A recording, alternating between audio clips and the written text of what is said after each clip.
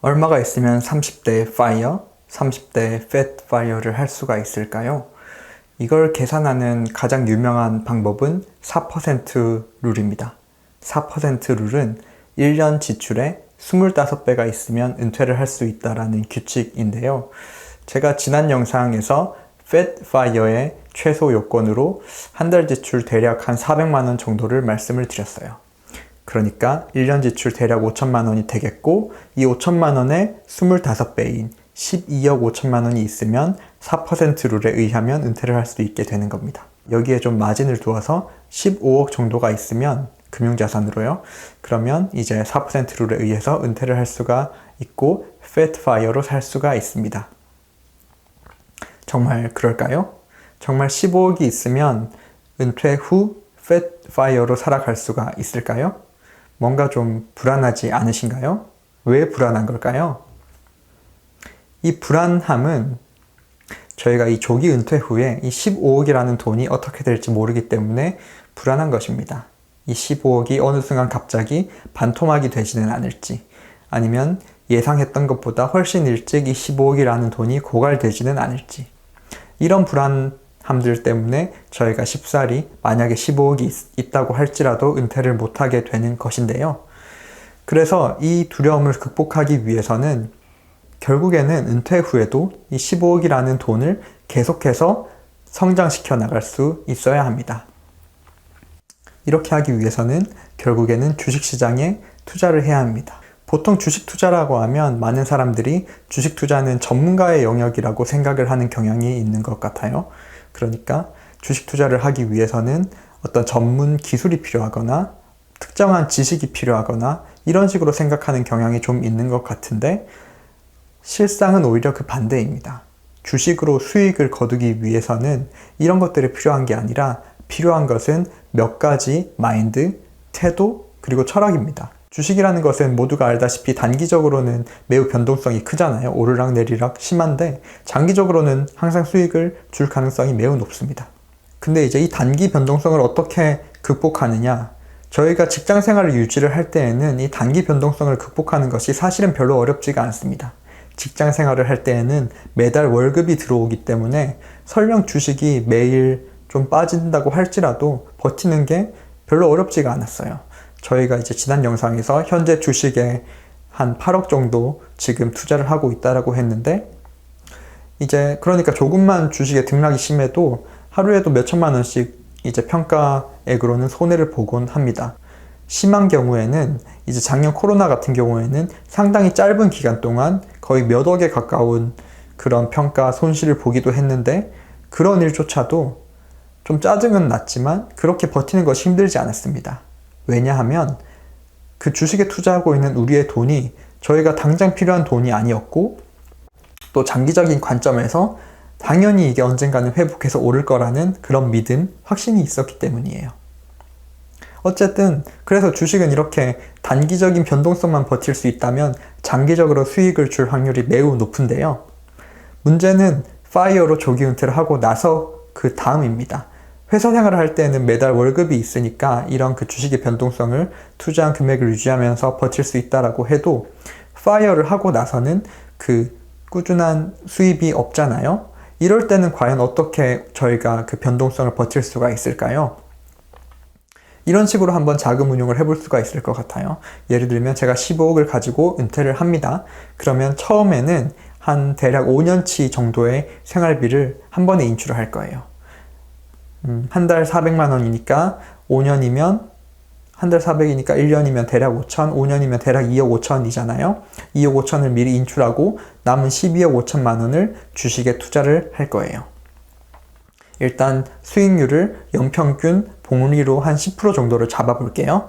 이 10% 수익률에 대해서도 또 여러 가지 반론이 많을 수 있을 것 같은데, 이 10%라는 것이 적당한 마인드와 아주 조금의 그 지식만 가지면 누구나 할 수 있다라는 것을 제가 다음 영상, 이어지는 영상들에서 또 말씀을 드릴 것이고, 아무튼 여기서는 연복리 10% 정도를 가정을 해볼게요. 연복리 10%이면 5년 정도 시간이면 이게 대략 한 60% 정도가 되는 그러한 숫자입니다.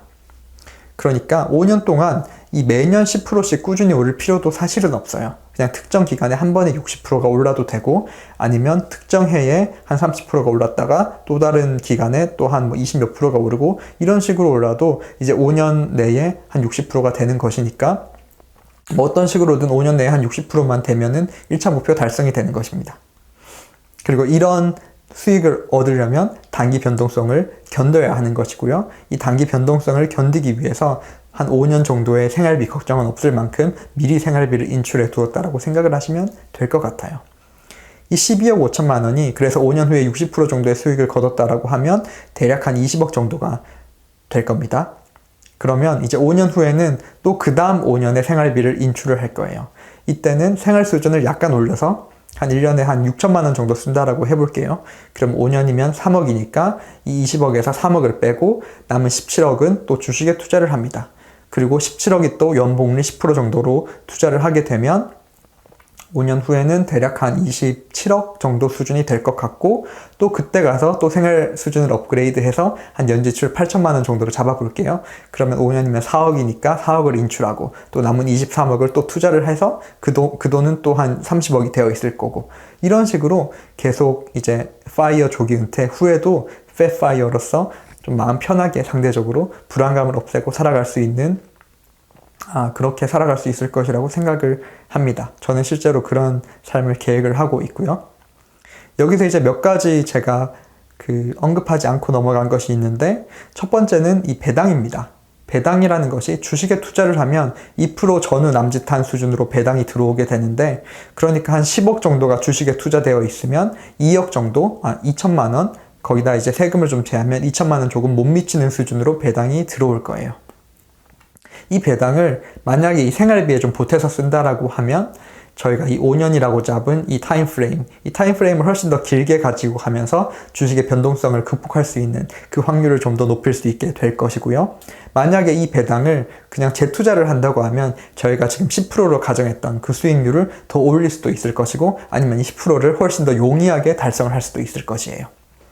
또 하나는 만약에 이 조기 은퇴 후에 아주 약간의 소일거리만 해줘도, 예를 들면 하루에 한 3-4시간만 일하고 한 달 평균 100만 원 조금 못 미치는 수준의 돈만 벌어준다고 해도 이 타임프레임, 5년이라고 잡은 타임프레임을 훨씬 더 길게 유지를 할 수가 있을 겁니다. 이렇게만 해줘도 변동성을 극복하는 데 큰 도움이 될 것이고요. 저희는 이제 자본주의 사회에 살고 있잖아요. 그리고 자본주의 사회의 본질이라고까지 할 수 있는 것이 주식시장입니다. 그리고 저는 선진 자본주의 국가일수록 이 주식시장이 더욱더 중요해진다라고 생각을 하는데요. 저는 개인적으로 대한민국의 미래를 매우 밝게 생각을 하고 있고, 저는 이 대한민국이 가면 갈수록 점점 미국을 닮아갈 것이라고 생각해요. 미국이라는 나라는 정말 선진 자본주의 국가이고, 그 선진 자본주의 국가에서는 주식시장이 매우 선진적이잖아요. 저는 결국 우리나라 주식시장도 미국처럼 그렇게 선진 자본시장이 될 것이라고 생각을 하고 믿어 의심치 않는데요. 많은 사람들이 현재 이제 한국의 주식시장을 보면서 한국의 주식시장은 좀 너무 지배구조가 좋지 않다, 혹은 대주주의 좀 그런 편취가 심하다, 주주환원이 너무 약하다, 성장률이 떨어진다, 이런저런 비관한 전망들이 많이 있는 것이 사실입니다. 그런데 이런 전망들, 이런 비관한 의견들은 미국의 그 초창기 주식시장에서도 당연히 있던 것이고, 저는 우리나라가 이 모든 비관을 뚫고 결국에는 더 잘 해낼 것이라고 믿거든요. 그러니까 다르게 보면 이런 불안한 요소가 있다라는 것이 오히려 더 우리나라 주식시장에는 좋아질 일만 남았다라고도 생각할 수 있을 것 같아요. 아무튼 그래서 요점은 파이어로 은퇴 후에도 주식시장에 투자를 해야 한다는 것이고, 그렇게 투자를 하면서 변동성을 극복하고 또 주식의 그 장기 수익률을 누리기 위해서는 어느 정도 기간, 그 타임프레임을 좀 길게 잡고, 여기서는 5년이라고 말씀을 드렸는데요. 그 타임프레임을 좀 길게 잡고 그 변동성을 견딜 수 있을 기간에 그 생활비를 미리 좀 인출을 해둘 필요가 있을 것 같다. 이 정도로 일단 말씀을 드리고 오늘의 영상을 정리를 하면 될 것 같습니다. 다음 영상에서는 제가 방금 말씀드린 10%, 이 10%가 별로 어렵지 않다라는 것에 대해서 좀 이어지는 영상들에서 한번 말씀을 드려볼게요. 구독과 좋아요를 눌러주시는 여러분들의 손길에 파이낸셜 인디펜던스의 행운이 깃들기를 바라겠습니다. 감사합니다.